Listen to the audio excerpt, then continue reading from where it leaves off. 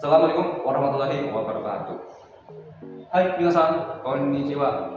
Sisi kuliah di tengah-tengah kondisi para calon mahasiswa ya yang akan masuk ke perguruan tinggi ya dengan berbagai program yang saat ini sedang diselenggarakan seleksi nasional berbasis tes atau SNBT.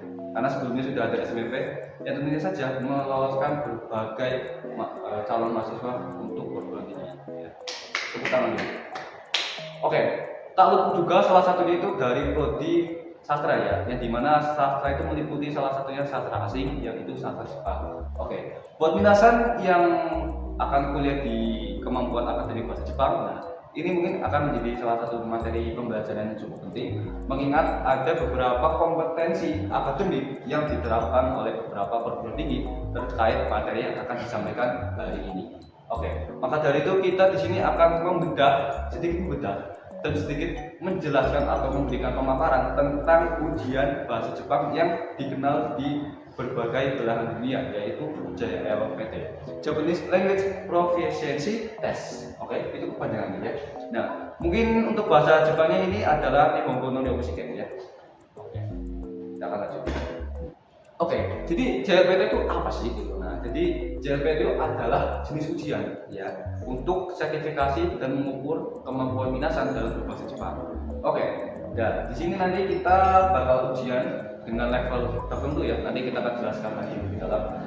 Lalu juga ada kemampuan yang lain, tidak hanya membaca, tidak hanya menganalisis bacaan, tapi juga ada bagian dari ujian ini yang mengharuskan kita mendengar. Ya, yaitu bagian yang nanti kita akan jelaskan di sini. Oke.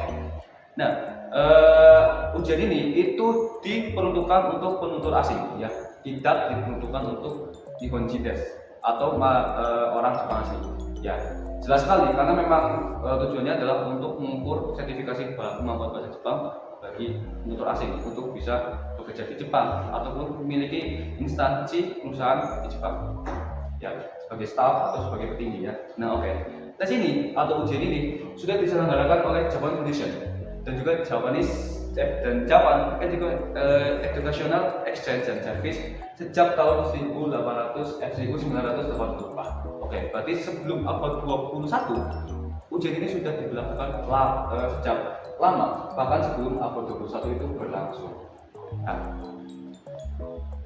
Nah, di sini ada beberapa penjabaran dari tes tadi ya. Tujuan utama untuk menguji dan sertifikasi kemampuan bahasa Jepangnya tentunya. Lalu untuk fokusnya itu adalah hasil dan pengetahuan bahasa. Oke. Jadi di kritisi di sini adalah berbagai aspek dari tes ini yang akan meliputi berbagai cakupan materi nanti yang akan saya jelaskan. Oke.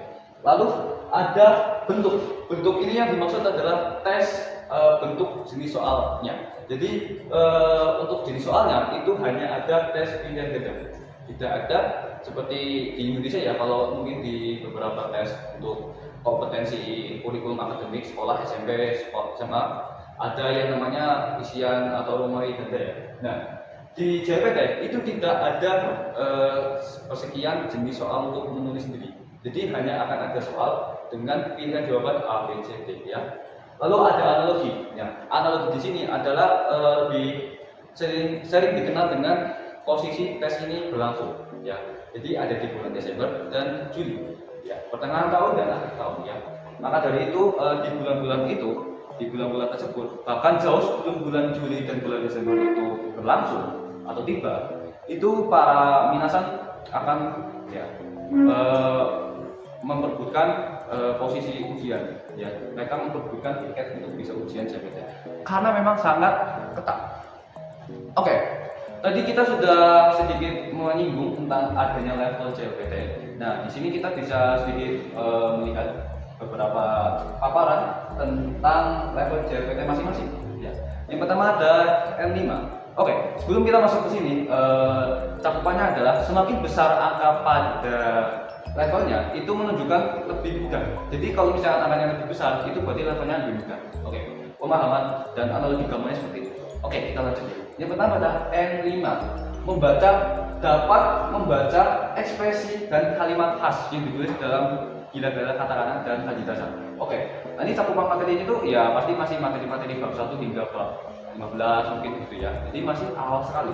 mendengar. Jadi akan bisa dikatakan mendapati informasi yang diperlukan dari informasi soal ya secara umum dengan ya kompleksitas pendengaran, kompleksitas materi yang diujikan itu masih tergolong mudah ya. Lalu ada N4 yang dimana satu level lebih sulit dari N5, yaitu membaca dapat memahami bagian-bagian teks dasar tentang topik familiar sehari-hari yang ditulis dengan kata dan garis dasar. Oke, di sini kemungkinan mungkin masih sama dengan paparan materi dari N5 tadi ya, cuma memang kompleksitas materinya akan lebih meningkat. Lalu dapat memahami percakapan sehari-hari, yang artinya di sini minasan jika ingin lulus N4 itu dituntut untuk bisa lebih peka terhadap percakapan bahasa Jepang untuk orang Jepang ya, dari orang Jepang sehari-harinya, dan jika diucapkan perlahan dan dapat menangkap utamanya. Jadi artinya meskipun memahami percakapan sehari-hari tapi masih dalam cakupan aksen atau logat yang masih dasar, jadi tidak terlalu cepat, tidak terlalu pelan. Lalu ada N3. Nah, satu level lebih tinggi, kompleksitas materi juga lebih susah, dapat membaca dan memahami teks tentang topik sehari-hari. Ya, tidak dasar seperti N54, isi topik sehari-hari dengan isi yang lebih spesifik. Artinya, kemampuan minasan di sini akan diuji dengan spesifik dari kosakata yang banyak dan tergantung penggunaan kosakatanya itu seperti apa. Nah, lalu mendengar, dapat memahami percakapan sehari-hari yang diucapkan dengan kecepatan mendekati alami. Artinya mendekati alami dari para orang Jepang atau Nihonjin itu saat berbicara. Ya, jadi mendekati gaya bicara dari orang Jepang dan memahami isi spesifik serta hubungan antar pembicara. Artinya kalian harus memahami kosakata atau kotoba yang artinya itu tidak seperti yang minasan tahu. Misalkan buku, bisa dikatakan nanti bukunya yang dimaksud mungkin adalah catatan atau arti lain yang tentu masih berhubungan tentang buku. Oke, kita lanjut ya. Nah, satu level lebih kompleks lagi, cuma memang ya N2 dan N1 itu adalah salah satu level tertinggi ya. Karena memang di perannya N2 dan N1 itu sangat berperan penting dalam minasan untuk bisa bekerja di Jepang. Ini adalah level yang paling mungkin standarnya banget kalian bisa seperti orang Jepang ya, yaitu N2 dan N1. Membaca artikel, majalah atau peran dan komentar sederhana serta memahami maksud penulis, yang artinya benar-benar memahami pembicaraan dari si penulis itu tanpa hanya tahu artikel atau baik sungguhnya, ya seperti N3 tadi, cuma lebih susah. Dapat memahami percakapan koheren dan berita dalam situasi sehari-hari dengan kecepatan alami, serta memahami alur cerita dan hubungan antar pembicara, dan dengan spesifikasi lebih kompleks di poin kemarin. N1 ini lebih susah lagi ya. Dapat membaca tulisan dengan kompleksitas logis. Jadi dapat memahami yang diucapkan atau yang dibicarakan itu secara logis, tidak hanya arti mentahnya. Lalu ada struktur serta niat penulis secara mendalam. Jadi ya ini lebih dikritisi di novel ya.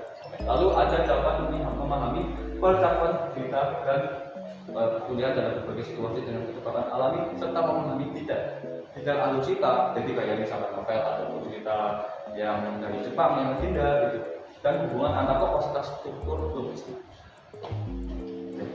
Beralih dari level penjelasan paparan sederhana, kita akan sedikit menyinggung tentang beberapa capaian tertentu untuk berbagai level dengan format kosakata, kanji dan kata kalimat. Dan untuk N5 itu kita minimal atau maksimalnya ya secara umumnya ya, kita akan coba di sini ada 800 kata, kanjinya 100 kanji dengan pola kalimat 25. Wow, sungguh banyak. N5 aja udah sebanyak ini, apalagi kita turun lagi ke N4, 1500 kata, 300 kanji dan 50 kali pola. Nah, tapi kosakata dan kanji tentu sangat berhubungan karena memang yang dimaksud di sini adalah kita menghafal kosakata dengan hiragana dan katakana atau katakana dan hiragana, dan lalu upgrade penulisan yang terkanji ya, kurang lebih sedikit sama. Lalu ada yang 3700 kata, 650 kanji, 150 pola kalimat. N2 60 kata, 1000 kanji, 180 pola. Wow. N1 10.000 lebih kata ya. Jadi kelas-kelas itu kurang lebih 10.000 kata dengan 2.000 kanji. Ya, secara umum kalian harus menghafal 2.000 kanji untuk bisa mencapai level N1. Dan 200 lebih pola kalimat yang harus minasan kuasai. sungguh banyak sekali ya. Nah, tapi di Indonesia N5 dan N4 itu seringkali dapat dipelajari dengan buku yang bernama Minanuni Honggo yang memang dikembangkan oleh salah satu bidang pendidikan di Indonesia. Nah, di sini kita akan membahas tipe soal ya. Yang pertama ada kosakata atau kanji, bisa disebut goi ya. Yang dimana di sini ada kanji no yomi atau membaca kanji, lalu ada hyoki penulisan kanji seperti urutannya, titik-titik busunya dan yang lain sebagainya ya. Lalu ada konteks kata yang dibaca punyakukite. Oke. Ada ikai parafrasa dan juga yoho penggunaan kata. Tentu opsi ini tidak serta-merta ada di setiap level ya, karena pasti kompleksitasnya juga bakal berbeda-beda dan kembali lagi yang dibutuhkan saat menjawab soal itu seperti apa. Apakah soal ini ada yang perlu, ada yang tidak. Lalu ada tata bahasa bunpo ya, yaitu bunpo no ho keishi sebagai bentuk grammar yang pertama poin dari tata bahasa. Lalu menyusun kalimat atau soal dan juga tata bahasa teks. Tes ini mungkin sedikit lebih cepat ya. Lalu ada tokai ya. Tokai kalau itu kayak memahami bacaan ya, seperti nayo rikai atau pemahaman teks pendek dan atau panjang. Nah, makanya seringkali tokai itu menjadi salah satu penghambat para minasan dan saat JLPT karena memang memerlukan waktu banyak untuk bisa memahami soal dan isiannya tentunya. Lalu ada Johoken Saku, pencarian informasi yang dibutuhkan saat menjawab soal itu informasi apa pada saat membaca tokai. Lalu di sini kita singgung tentang cokai ya, yang memang beberapa kali mendapati masalah seperti audio yang kerasa-kerasa atau ada orang yang batuk-batuk sehingga menghalangi minasan saat memahami pendengaran bacaannya ya. Oke, lalu ada pemahaman tugas, pemahaman poin, garis besar serta respon cepat. Nah, di sini kurang lebih waktu ujiannya seperti ini ya. Untuk sertifikat, untuk JLPT Juli nanti, apakah berubah atau tidak ya? Kita tahu ya, tapi yang jelas untuk Juli itu ada perubahan harga serta penambahan kuota sehingga memang lebih teratur. Oke, untuk N5 dan N4 ya ada penambahan masing-masing 5 menit ya, 20 menit, 25 menit, yang juga ya 30 menit ya. Tapi untuk poin kedua, pengetahuan bahasa, tata bahasa atau membaca juga itu N5 ada 40 menit, N4 55 menit dan yang paling lama itu N3 70 menit.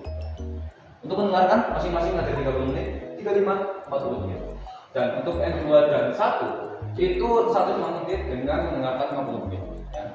Dan ya ini masih dalam informasi 2022, jadi memang sedikit kurang relevan di tahun 2020 nanti. Tapi ini adalah sedikit gambaran untuk minasan saat belajar. Karena memang untuk minasan yang masih menganggap kalau ini apakah seperti UTBK, jawabannya tidak sama sekali. Karena memang waktunya sangat lebih sebentar ya daripada UTBK yang lebih memakan waktu. Oke, ada tips untuk bisa kalian terapkan agar bisa lolos dari UTBK. Fokus level, ya sesuaikan materi ya, seperti yang saya tadi simpulkan ya, yaitu ya setiap level ada materi yang dipelajari. Jadi tidak harus kalian minasan itu materi ini langsung full sampai S1 gitu, tidak perlu. Cukup fokus level, kalian ambil level berapa, lalu sesuaikan materi dan dengan level yang diambil. Ya ambil 5, materinya 5, yang 4. Lalu perkaya kosakata dan haji. Percayalah teman-teman, kosakata itu lebih penting ketimbang pola kalimat ya. Karena jika kita sudah memahami arti dari kosakata dan mungkin beberapa kosakata kompleksitas kanji, itu akan lebih memahami bunpo. Jadi kosakata itu penting. Lalu ada latihan soal simulasi ya. Karena setiap tahun JLPT itu memberikan atau mungkin ada beberapa bidang orang yang mengajar JLPT itu menggunakan soal-soal tahun lalu, misalkan tahun 2026 ini ada simulasi soal dari soal JLPT tahun 2025 kemarin gitu kan. Lalu ada perbanyak listening. Oke, mendengarkan teman-teman. Di sini penerapan bahasa tentu tidak bisa kita asumsikan hanya dengan memperkaya kosakata ya. Kita perlu menerapkannya dengan berbicara dan juga mendengar ya. Nah, tonton anime atau drama tanpa subtitle ya. Untuk minasan yang lebih mungkin kompleksitas materinya akan yang 3 atau yang 2 gitu. Lalu catat manual. Karena dengan catat manual itu akan membuat otak kita akan merasa lebih mengingat. Jadi kayak daya ingat minasan akan lebih besar ketika mencatat manual. Karena ya secara nggak langsung itu sedikit familiar untuk minasan karena pernah bisa. Dan yang paling penting semuanya adalah belajar konsisten. Karena ya tentu semuanya tidak bisa langsung dikerjakan secara langsung ya. Jadi bertahap dengan belajar konsisten, jaga kerja harian akan lebih efektif ketimbang sistem ukur semua. Ya. Nah, mungkin ini kita skip ya, tapi kita bisa sedikit jabarkan soalnya seperti ini. Ya. Jika kuning yang agak arimas, lalu kono berteriwa biaga AOIS dan atarasi purumaga arimas. Ya, kurang lebih soalnya seperti ini teman-teman. Jadi cuma ingin ganda. Tapi bentuknya juga ya pasti nggak semirip ini. Ada lebih bentuk yang lebih kompleks seperti ini. Ya, mungkin ini ada beberapa soal tadi ya, tidak hanya masyarakat, tapi juga ini sedikit menyinggung beberapa pola kalimat. Oke. Ya, owarimashita arigatou gozaimashita. Jadi telah usai menjelaskan tentang sedikit membedah JLPT serta soal-soal JLPT.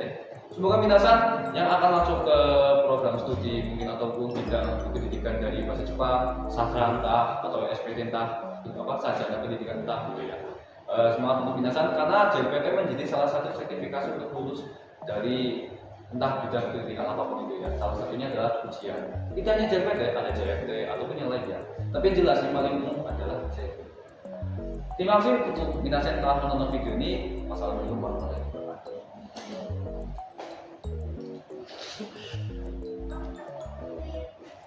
Mau itu? Ya nggak apa-apa, aku suka ya.